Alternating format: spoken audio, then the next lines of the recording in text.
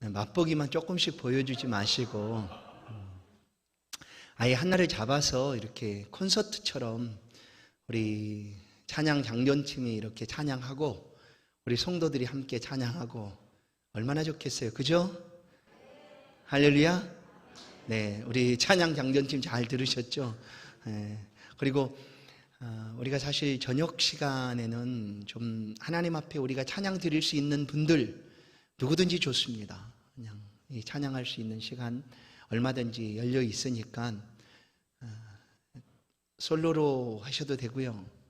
여러분들이 팀을 모아서 오셔도 되고요. 우리가 드리는 찬양은 내가 늘 집에서도 하잖아요. 뭐 설거지하면서 흥얼거리기도 하죠. 뭐 집안 일들을 하면서 하죠. 물론 그것도 굉장히 중요하고 기억이 될 만합니다. 그러나 하나님의 교회에서 예배 중에 하나님 앞에 특별하게 드려지는 찬양을 어찌 하나님이 모르시겠습니까? 그런 기회들을 열려주겠다는 거예요. 얼마든지. 저는 이 찬양하면 좀 마음이 아픈 기억들이 많이 있어요.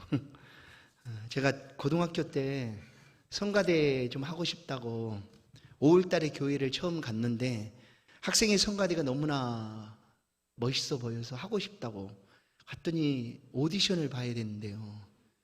그래서 오디션에서 떨어졌어요. 마음이 아파요. 근데 아마 지금 내 생각에는 그때 아직 교회를 처음 갔고 세례도 안 받고 교회 온 지 한 2개월도 안 된 친구가 서겠다고 하니까 아마 떨어뜨리지 않았을까. 저는 그렇게 생각합니다.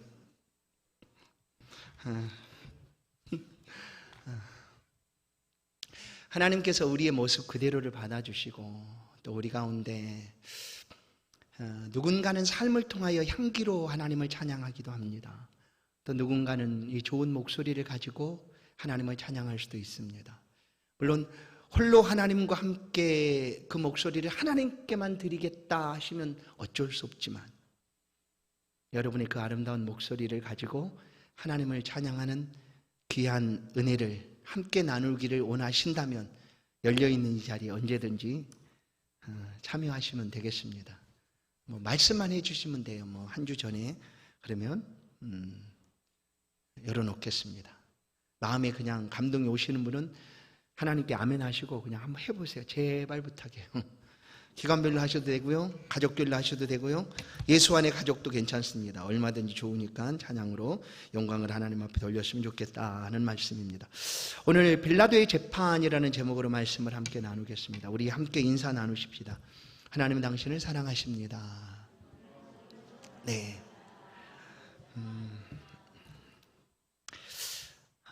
예수님께서는 가룟 유다 배반으로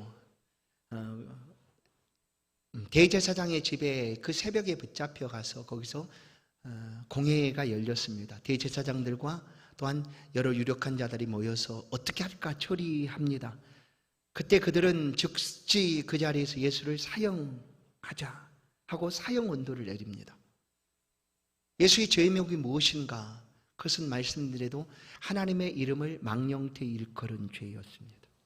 하나님과 나는 하나다.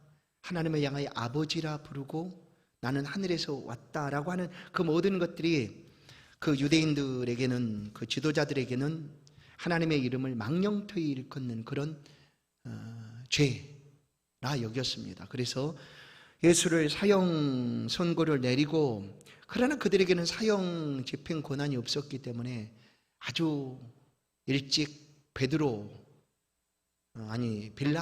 그러니까 총독 빌라도에게 예수를 보내게 됩니다.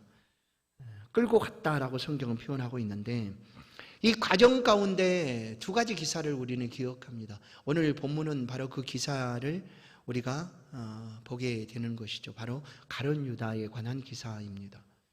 그리고 또 한 가지는 우리가 지난 시간에 보았던 베드로의 예수 부인 기사입니다.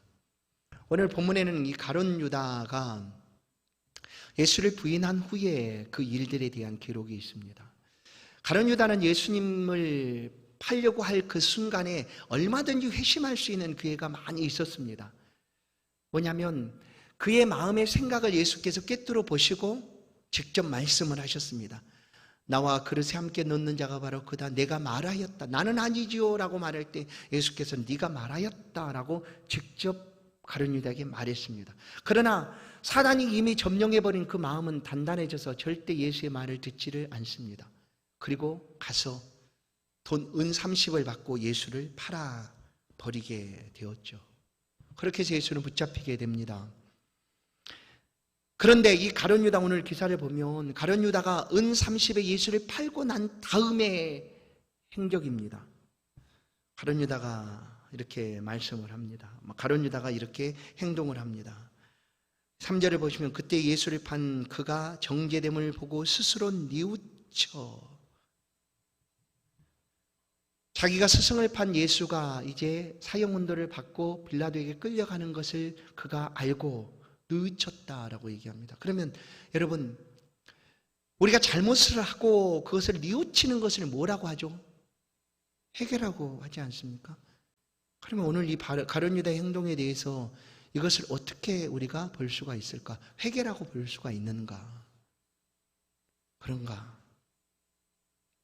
여러분, 우리가 잘못하면 그 잘못한 것을 느끼게 됩니다. 아, 내가 잘못했구나 라고 느낀 후에, 그런 다음에 다시는 그 죄를 안 지어야 되겠다라는 그런 결단을 하게 되는 거죠. 그러니까 회개라는 것은 단순히 그냥 감정적으로 아, 내가 뉘우치고 잘못했구나 정도가 아닙니다. 그 모든 것을 뛰어넘어서 우리 온 인격을 다해서 그 앞에 잘못했다라고 엎드리는 것이죠. 그런데 오늘 이 가룟 유다의 모습을 보면 뉘우쳤습니다. 그리고 이렇게 얘기합니다. 내가 무지한 피를 흘리고 죄를 범하였다라고 자기가 뉘우치는 거예요. 그런 다음에 그가 받은 은 30까지 그냥 던져요. 나 이거 안 받겠다, 내가 잘못했다 하고 던져버려. 그런 다음에 오늘 말씀은 그가 은 30을 성소에 던져놓고 어떻게 했어요? 스스로 5절 목매어 죽었다라고 얘기합니다. 성경은 우리 가운데 생명의 주인은 하나님이시다라고 말합니다.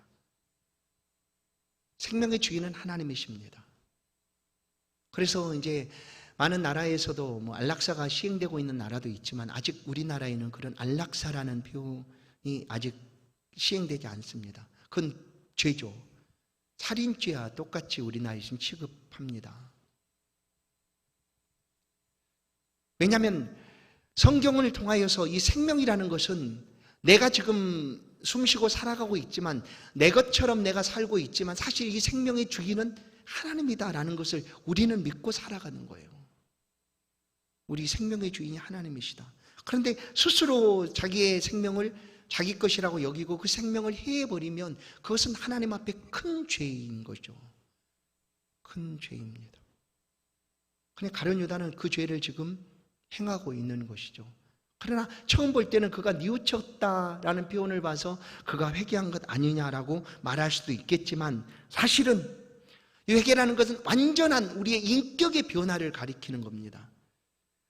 뉘우쳤다고 한다면 가룟 유다는 그 길로 예수 앞으로 가야 하죠. 그리고 예수께 나아가야 합니다. 그리고 예수를 붙잡아야 하는 것이죠. 왜냐하면 자신이 그렇게 죄를 지은 것까지도 예수님께서는 용서해 주시는 분이다라고 믿어야 하는 거예요. 믿는다면 그것까지 믿는 거죠. 그러니까 가룟 유다는 그것을 믿지를 못한 거죠. 그냥 내가 그냥 죄를 지었다, 내가 선생을 팔았구나 하고 그냥 스스로 죽어버렸어요.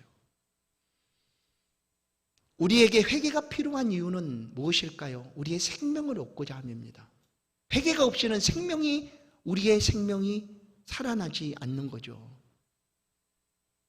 그러면 그 생명은 어떻게 주어지게 되는가? 예수 그리스도로 말미암아 우리에게 생명이 주어지는 거예요. 예수를 믿는 것은 생명을 얻는 것이죠. 그런데 가룟 유다는 회개했다고 말할 수가 있겠지만 그는 예수 그리스도의 사유하심, 죄를 용서하실 수 있는 분이시다라는 그 믿음이 그에게는 없었다라는 거예요. 그래서 그냥 자기가 잘못했구나, 깨끗하게 내가 어떻게 내 스승을 내 눈으로 보냐, 내가 그냥 죽자. 어떻게 보면 이걸 의로운 사람이다라고 사람들은 표현할 수도 있습니다. 그러나 그것이 옳지 않는 거죠. 이제 그 다음에 기사가 뭐냐면 베드로의 기사죠. 우리가 지난 시간에 본 것처럼 베드로는 어땠습니까? 혹시 이 가룟 유다의 죄와 베드로의 죄가 경중을 가리자면 어느 것이 크겠습니까? 가릴 수 있을까요, 여러분? 가룟 유다는 예수를 팔았고 은 30을 받고 팔았어요. 그러나 베드로는 어땠어요? 예수 그리스도를 저주했어요. 그리고 모른다 부인했어요. 그 죄의 경중을 따지자면 어느 것이 클까 잘 모르겠어요, 사실. 어느 것이 큰지. 똑같이 엄청난 죄를 지은 거죠. 그런데 베드로는 어떨까요? 베드로는 그가 그리스도 주님을 부인했다라는 사실을 깨닫고 통곡하며 옵니다. 그런 다음에 어떻게 해야 될까요? 가룟 유다처럼 나가서 스스로 목숨을 끊어야지 이 내용이 딱 맞겠죠. 그런데 그는 그렇게 하지 않아요. 왜냐하면 베드로가 예수를 믿었던 믿음은 진짜 믿음이었거든요. 어떤 믿음? 예수 그리스도는 구주가 되신다. 그리고 내 모든 죄도 그리스도께서 깨끗하게 하실 수 있는 분이시다라는 그런 믿음이 베드로의 믿음이었어요. 여러분, 우리가 자신할 수 없는 것은 우리도 죄를 지을 수밖에 없다라는 거죠. 이 땅에 죄인이 아닌 사람은 아무도 없습니다. 모두 다 죄인입니다. 그리고 죄를 안 지을 수 있는 사람 또한 아무도 없습니다. 그렇다면 죄를 지을 수밖에 없다라는 거예요. 누구든지. 그러면 그 죄를 지은 다음에 그 다음에 어떻게 해야 되는가? 그리스도 예수의 오심의 이유입니다. 우리의 죄를 대속하기 위하여 오셨습니다. 그래서 죄를 지은 우리가 그 죄를 가지고 예수 그리스도께 나갈 수 있다면 그것이 믿음인 거죠.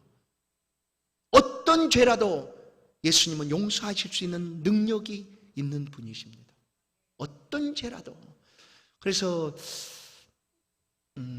우리가 알고 있는 대로 이 교도소 사역을 하시는 사람들이 있는데 그중 예수 믿는 사람들이 참 많습니다. 왜냐하면 그들이 흉악한 범죄자지만 그 죄를 지은 거잖아요. 그렇지만 그들도 구원받을 수 있는 사람들이다라는 것을 의심치 않기 때문에 그렇죠. 여러분 믿으십시오. 구원은요 다른 방법이 아니에요. 오직 예수 믿음으로 받는 거예요. 구원은. 뭐 그 사람이 죄를 많이 지어서 구원에서 떨어졌는가? 아니에요. 죄가 많으면 은혜가 더하도다. 주께서 말한 것처럼 1만 달란트를 탕감받았다고 하면 100데나리온을 탕감받은 사람보다 얼마나 더 감격하겠습니까? 죄가 큰 사람이 그 죄를 탕감받으면 그리스도의 은혜를 깨닫게 되면 그 일생을 주께 바치는 거죠. 그래서 이 베드로는 가룟 유다 똑같은 상황인 것 같은데 그는 예수 그리스도의 사유하심, 죄 사함의 은혜를 믿은 거예요. 그래서 예수께 나아갑니다. 그리고 우리가 알고 있는 것처럼 어떻게 됐을까요? 베드로는 초대교회의 가장 뛰어난 전도자가 됩니다. 생명을 구원하는 하나님의 사람이 됩니다. 사단은 어떻게 하서든지 우리를 그냥 무너뜨리는 것이 목적이에요. 여러분, 처음에는 달콤하게 다가오죠. 죄가 그런 거거든요. 처음에는 아주 달콤하게 다가옵니다. 그러나 본색이 드러나면 완전히 무너뜨리는 거예요. 그래서 헤어나지 못하도록, 그것이 바로 사단이 가진 계략이고 힘입니다. 그러나 이 죄의 권세를 그리스도 예수께서 이기셨어요. 우리는 이길 방법이 없지만 그리스도 예수께서 이 사단의 계략을 이기셨어요. 그리고 우리에게 승리를 주신 거예요. 그래서 우리도 여전히 죄를 지을 수밖에 없습니다. 그 죄 가운데서 우리를 건져주실 자, 용서하시고 또 회복시키실 자 그리스도 예수밖에 없다는 것을 우리가 믿는다면 어떠한 죄를 가지고서도 주님 앞에 나아가면 소망이 있고 구원이 있는 줄로 믿습니다. 베드로가 바로 그렇게 은혜를 입었습니다. 이제 예수께서 빌라도 법정으로 가고 있는 동안 이런 두 기사가 있었고요. 이제 빌라도의 법정으로 예수께서 고발되어 가게 됩니다. 유대 지도자들은 그들에게 사형 권한이 없었기 때문에 빌라도에게 보낸 거예요. 그리고 고발하는 이유가 이렇습니다. 14절을 보시면 예수께서 한마디도 대답지 아니하시니 총독이 크게 놀라워하더라. 빌라도가 예수를 고발한 사람들을 통해서 예수를 이렇게 법정에 세우고 그 다음에 얘기를 합니다. 그러나 예수는 단 한마디도 말씀을 하지 않으셨어요. 누가복음 23장 2절을 보니까 고발하여 이르되 우리가 이 사람을 보매 우리 백성을 미혹하고 가이사에게 세금 바치는 것을 금하며 자칭 왕 그리스도라 하더이다 하니, 이게 고발 이유였습니다. 그런데 이 고발 이유를 봐도 사실 우리 백성을 미혹했다, 예수 미혹했다라고 얘기하는 거죠. 그리고 가이사에게 세금 바치는 것을 금했다, 예수님 그런 적은 없어요. 금한 적이 없잖아요. 왜냐하면 이 가이사에게 이 세금을 바치는 것이 옳습니까? 라고 일부러 시험하려고 물어본 적이 있어요. 그러자 예수님께서 그 돈을 달라 하시고 이 글과 형상이 네 것이냐. 그래서 당시 로마 황제 가이사의 형상이잖아요. 그랬더니 예수님께서 가이사의 것은 가이사께 바쳐라. 그리고 하나님의 것은 하나님께 드려라 라고 말했지, 가이사에게 내는 세금 바칠 필요 없어, 로마에게 주는 세금 바칠 필요 없어, 그런 적이 없었어요. 그러나 지금 이 지도자들은 예수를 빌라도에게 고발하면서 이런 제목을, 고발 내용을 적어서 고발합니다. 또 한 가지, 자칭왕 그리스도라 하더이다. 자칭왕 그리스도라 하더이다. 이것이 고발 이유가 될 수가 있는가? 그것도 빌라도에게, 빌라도 총독에게. 그러나 이들은 이 사람이 왕이라고 얘기하는데 당신이 총독으로 있으면서 로마 가날로 있는 이 유대 땅에 왕이라고 얘기하는 이 사람을 처벌하십시오라는 거죠. 그런데 당시 왕은 헤롯 왕, 친로마 쪽이었던 헤롯을 그들이 왕으로 세워놓고 있었죠. 분봉왕 헤롯, 유다의 왕으로. 그렇게 고발을 했는데 빌라도가 예수께 물어봐요. 네가 정말 그러냐라고 해도 예수께서 아무런 대답도 하지 않아요. 그래서 빌라도가 보니까 고발한 내용을 봐도 특별한 죄를 찾을 수가 없는 거예요. 그래서 당시에 관할이었던 그 왕인 헤롯 왕에게 보냅니다. 빌라도가 먼저. 나는 특별하게 이 사람에 대해서 죄를 찾을 수가 없으니까 이 지역을 관할하는 헤롯 왕에게 이 사람을 보내라 하고 헤롯 왕에게 그날 보냅니다. 그날 빌라도가.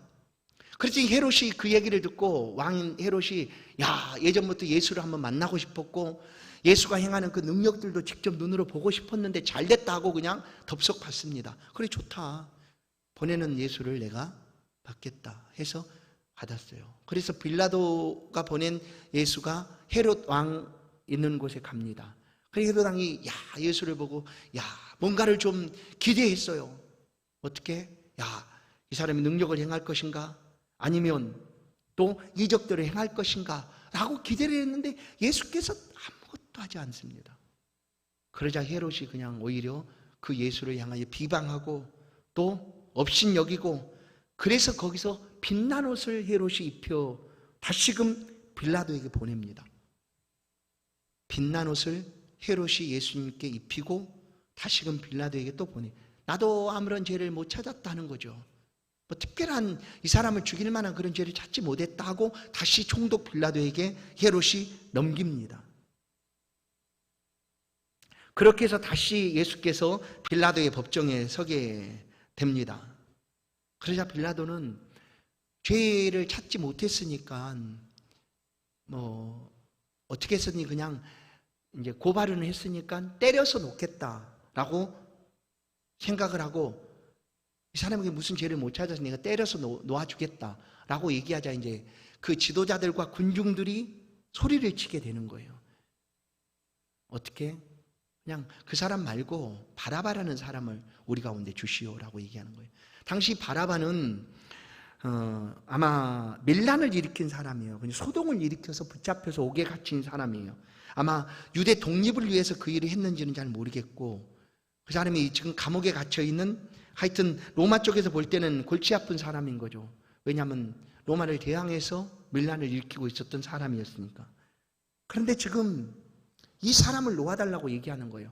이 빌라도는 예수가 아무런 죄도 없으니까 그냥 때려서 놓아주겠다. 특별히 6월절 이런 명절이지 않습니까? 그럼 명절이 되면 오늘 우리나라에서도 뭐 광복절 특사 해서 죄를 다 용서해주고 그 죄를 또 없이 해주고 이렇게 풀어주는 그런 국가적인 은혜가 베풀어지는 때가 있지 않습니까? 그처럼 이때에도 6월절 특사, 6월절이 되어서 그런 일들을 할 수 있는 그런 기회가 있었습니다. 그래서 빌라도가 그것을 알고 예수를 그렇게 놓아주겠다라고 요구를 한 거예요. 왜냐하면 죄가 없으니까. 그랬더니 군중들과 지도자들은 빌라도가 아닌 어떻게 바라바를 놓아달라라고 소리를 치게 됩니다. 24절을 보십시다. 밀란이 날 것이 두려워서 죄 없으신 예수를 빌라도가 아무 성과도 없이 도리어 밀란이 나려는 것을 보고 물을 가져다가 무리 앞에 손을 씻으며 이르되 이 사람의 피에 대하여 나는 무지하니 너희는 당하라 라고 빌라도가 손을 씻고 그 다음에 너희들 말대로 빌라도를 바라바를 놓아주게 됩니다. 그러면 예수를 어떻게 했을까? 빌라도가 채찍질을 하고 십자가에 못 박도록 언도를 한 거예요. 그리고 군병들에게 내어줍니다. 빌라도가 그 재판 자리에서 이 예수를 군병들에게 넘겨주고 십자가에 못 박으라라고 언도를 하게 된 것이죠. 그렇게 해서 예수 그리스도는 십자가형을 받게 되었습니다. 그런데 이 빌라도라는 사람이 그의 법정에 선 예수를 보고 죄가 없다는 것을 알았어요. 놀라운 일 아니겠습니까? 죄가 없다는 걸 알았어요. 그리고 그의 아내도 전날 밤에 예수께서 이렇게 법정에 서기 전날 밤에 그의 아내가 꿈을 꾼 이야기를 그의 남편인 빌라도에게 얘기합니다. 그 예수, 그 옳은 사람이라고 표현을 해요. 옳은 사람에 대해서 당신은 아무것도 하지 마십시오 라고 얘기를 한 거예요. 그래서 빌라도가 어떻게든 놓으려고 얘기를 죄 없는 예수를 놓아주려고 했지만 결국 빌라도에 의해서 예수는 십자가에 못 박히게 되었습니다. 우리가 이 빌라도의 모습 그대로만 보면 좀 괜찮은 사람이네 이렇게 생각할 수가 있겠지만 그렇지 않습니다. 왜냐하면 우리 모두도 사람이 좋아서 결단하는 순간에 그런 일을 벌인 것뿐이지 그 사람 원래 좋은 사람이야 라고 이렇게 말할 수 있는 일들이 있죠. 그러나 그 결단을 하는 것에 따라서 그 사람이 평가를 받는 거죠. 빌라도는 예수가 죄 없다는 사실을 알았습니다. 그 진리죠. 그게 참이잖아요. 죄가 없다는 것을 빌라도가 알았어요. 그리고 그의 권한으로 얼마든지 바르게 재판을 행할 수가 있습니다. 그러나 빌라도는 자기 자신을 위하여, 로마 총독이었잖아요. 그리고 이 로마 변방에 있는 유대 땅이고 당시 이제 로마로 다시금 총독을 끝낸 다음에 돌아가서 로마에서 더 큰 권력을 가질 수도 있는 그런 위치가 이 빌라도의 위치였습니다. 그러니 유대 땅에서 밀란이 일어나가지고 소동이 일어나서 문제가 되면은 총독의 책임이 되는 것 아니겠습니까? 그래 빌라도는 자기를 위하여 진리를 거짓으로 판단을 하게 된 거예요.